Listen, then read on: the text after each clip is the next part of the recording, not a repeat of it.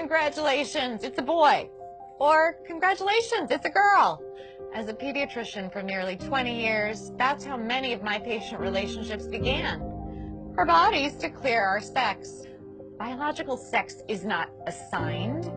Sex is determined at conception by our DNA stamped into every cell of our bodies. Human sexuality is binary.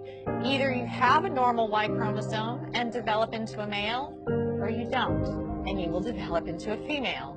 There are at least 6,500 genetic differences between men and women. Hormones and surgery cannot and do not change this. An identity is not biological, it is psychological. Identity has to do with thinking and feeling. Thoughts and feelings are not biologically hardwired. Our thinking and feeling may be factually right or factually wrong. For example, if I walk into my doctor's office today and say, "Hi, I'm Margaret Thatcher," my physician will say I am delusional and give me an antipsychotic. However, if instead I walked in and said, "I am a man," he would say, "Congratulations, you're transgender." If I were to say, "Doctor, I am suicidal. I'm an amputee trapped in a normal body. Please surgically remove my leg," I'll be diagnosed with body identity integrity disorder. But if I walk up to that same doctor and say, "I'm a man, sign me up for a double mastectomy," my physician will. See, according to most mainstream medical organizations, if you want to cut off a healthy arm or a healthy leg, you're mentally ill. But if you want to cut off healthy breasts or a penis, you're transgender. Let's be clear, no one is born transgender. If gender identity were hardwired in the brain before birth, identical twins would have the same gender identity 100% of the time. They don't. I had one little boy, a patient we'll call Andy. Between the ages of 3 and 5, he increasingly played with girls and stereotypical girl toys and started saying he was a girl. I referred the parents and Andy to a therapist. Sometimes mental illness of a parent or abuse of the child are factors.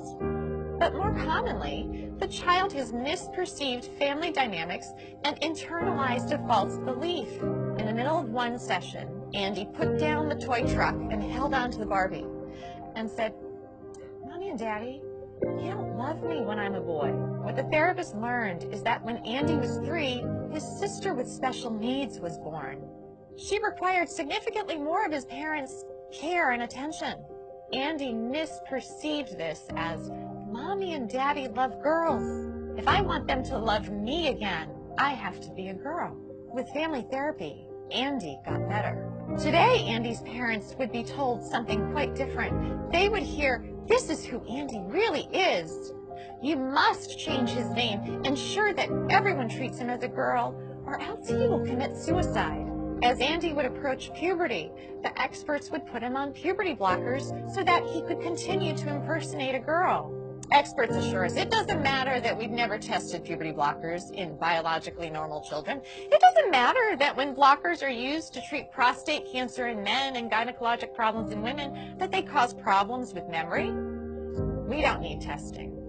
No, we need to arrest his physical development now, or he'll commit suicide. But this is not true. Instead, when supported in their biological sex through natural puberty, the vast majority of gender-confused children get better. Yet, we are chemically castrating gender-confused children with puberty blockers.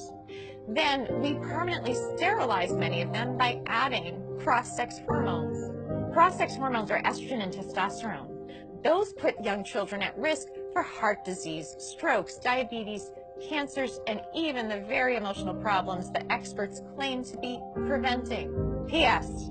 If a girl who insists she is a man has been on testosterone daily for 1 year, she's cleared to get a bilateral mastectomy at age 16. Now, mind you, the American Academy of Pediatrics recently came out with a report that urges pediatricians to caution teenagers about getting tattoos because tattoos are essentially permanent and can cause scarring.